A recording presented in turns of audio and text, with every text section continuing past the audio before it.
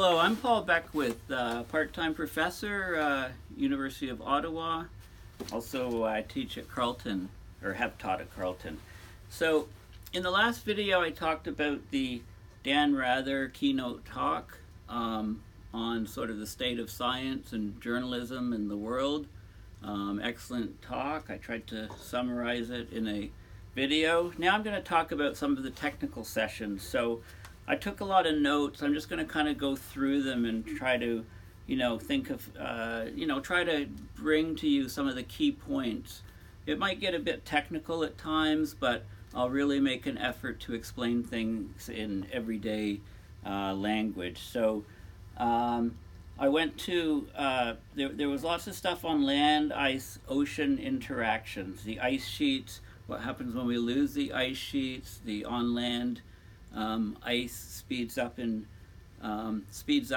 there's more cascading and more loss of ice.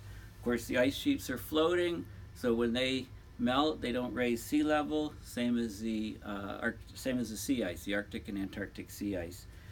Larsen Sea Ice Shelf was in a lot of discussions, of course, because large chunks of it broke off, and just in the last month or so, that big chunk that broke off has broken up into much smaller pieces, way ahead of when people expected it.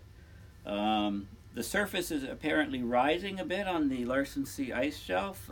People aren't really too sure why. Maybe it's denser ice deeper down is melting off, so it's the lighter ice which would float up higher, or maybe it's sea level effect that's not accounted for. The as far as the the Antarctic sea ice growth, there's float deployments to try to figure out what it's doing, and there's new bathymetry models, something called Rosetta. Some new models, because it turns out that a lot of the dynamics of the Antarctic sea ice depends on the bathymetry. It depends on the depth of the water, depends on where upwelling is. That kind of sets limits to where the ice is. And of course, the grounding line of the glaciers is very important. We're getting grounding line retreat.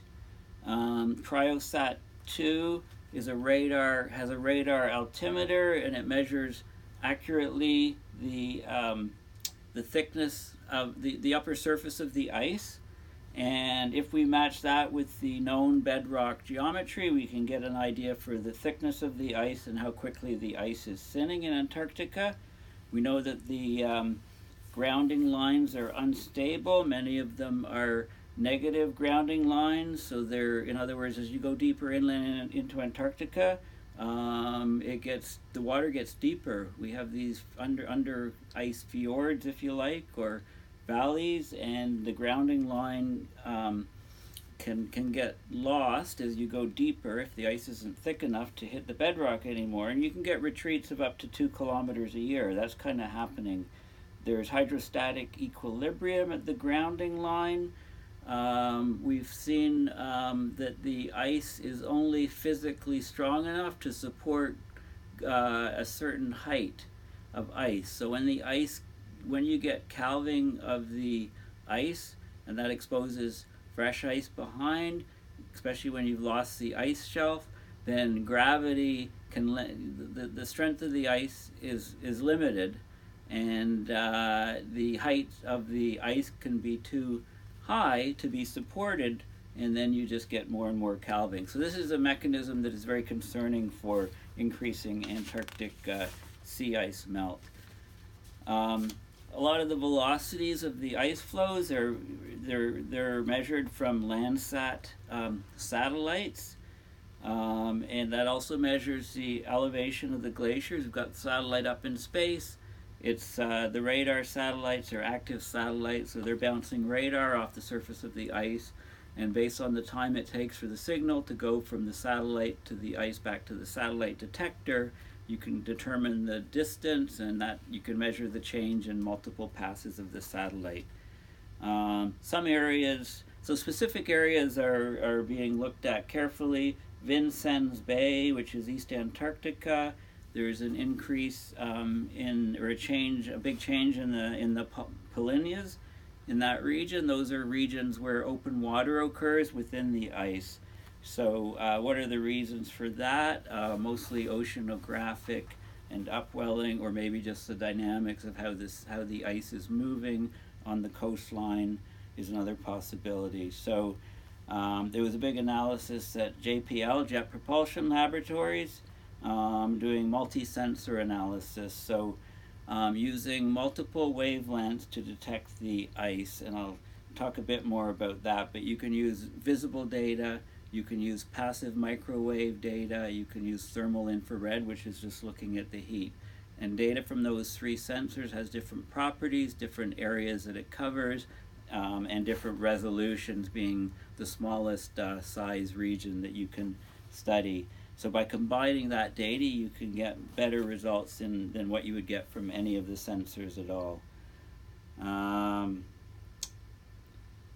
There's different models, mesh models of Antarctica. So we have a mesh. In the computer model, we divide the planet surface of the Earth up into a mesh. If we want to do a specific regional model over Antarctica, we have these grids, horizontal and vertical lines, or latitude, longitude lines, and we can try to determine what's happening in each mesh, and then relate what's happening in each grid point to what's happening around it in order to get a model of the sea ice, and try to see what's happening, how the ice shelf melting is related to the ocean change. Because we know in Antarctica, it's just logic that most of the ice melt is from underneath, because the air temperatures are still far too, much below zero, much below the freezing point. Tides also have a big influence on the ice shelf melt. So the tidal ranges, of course, depend on where you are. We know that tides vary around the world. There's nothing different in Antarctica. So the tides, regions with large tides on the Antarctic continent can have much higher melt rates than regions of low tides. So the response of Antarctica and Greenland to ocean thermal forcing, subglacial discharge. So this is melting at the bedrock, and then the water pools down by gravity towards the ocean. So there's projections on that, and modeling's always done to try to explain the calving and the melt rates and get a match with the observations. But the problem is the models are only good as what we put into them. Northwest Greenland, getting better bathymetry there, and relating ice thicknesses and stuff to that. Remember, there's exhibits. I went off to a number of different exhibits and things like that. That was mostly on Monday. So on Tuesday, I tried to go to a spectrum of talks. So I went to some of the health talks. So how does climate change affect health specifically? There was an interesting talk on valley fever, which is, if you live in the southwest U.S., you know what valley fever is.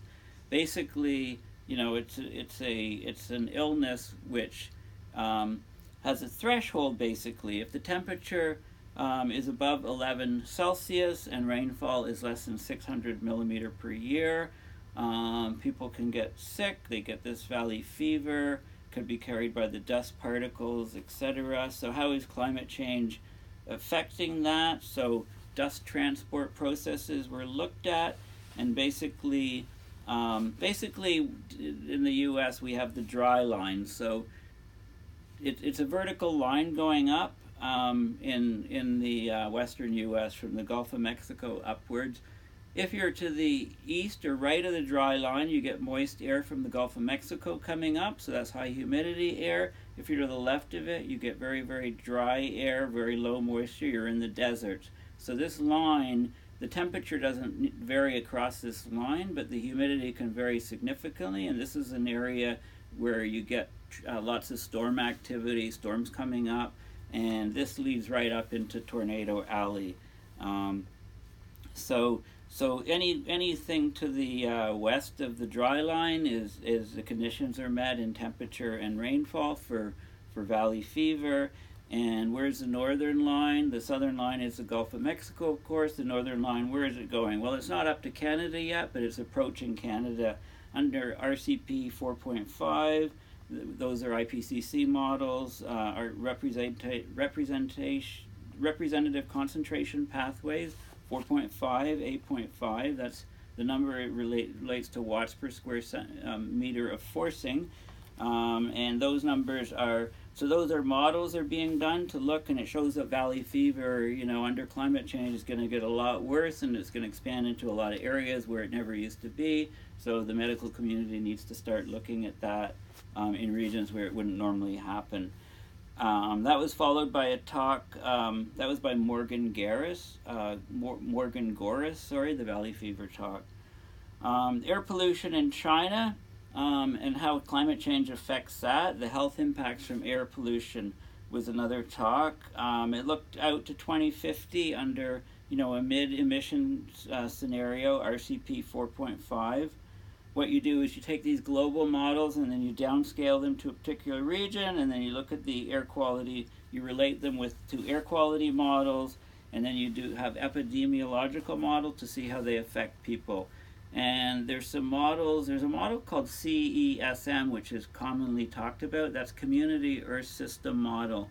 And I believe it's sort of, you know, anybody with time and a bit of, you know, a bit of effort can go on and actually pull up that model and actually do some modeling using their model. A lot of this stuff is becoming open source, you know, so people can check things. So there's different chemical models. I look at mostly, the problems are mostly the PM 2.5. Those are particles that are less than 2.5 micron. They're especially risky and dangerous because they're small enough to get lodged deep inside your lung and can lead to lung cancers. And then there's O3. Ozone, it's great in the stratosphere. It's not so good in the troposphere. It's a pollutant in the troposphere. It stunts vegetation growth, etc.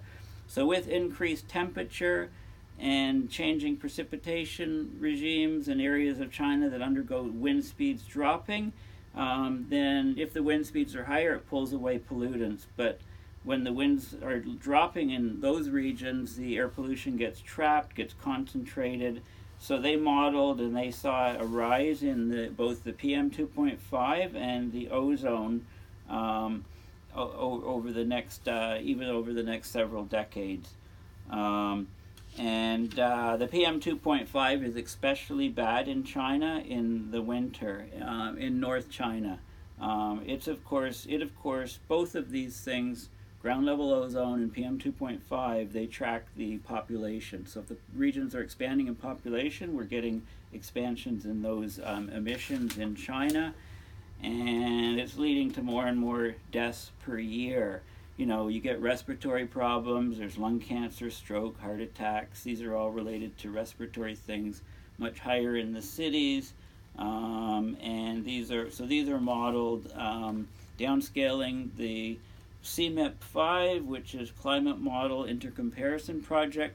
The latest one is 5. It compares all the different climate models. And then the Community Earth Systems Model, the CESM models, are used to see what's going on. Also, because of Arctic sea ice decline, we're getting a weaker East Asian monsoon. So that means the air quality is worse in China, the sulfates, the O3, the PM 2.5, black carbon, nitrous oxides, etc. So there is of course, there is a link to the jet streams and the Arctic sea ice decline. Then there was a talk on India, on the transportation sector in India. It's the #2 source of emissions in India. I guess it's behind the power plants, which are mostly run from coal. Residential is the worst, emissions from residential, and that's from power usage. So transport second. So we're talking about CO2 emissions. So they talked about survival rates of vehicles, you know, what fraction of your fleet is still there after 20 years. Two-wheeler pollution is way, way up. Three-wheeler in cars is down a bit because they're using compressed natural gas. No good to run electric cars in India at the moment because their electricity is from coal. Thank you.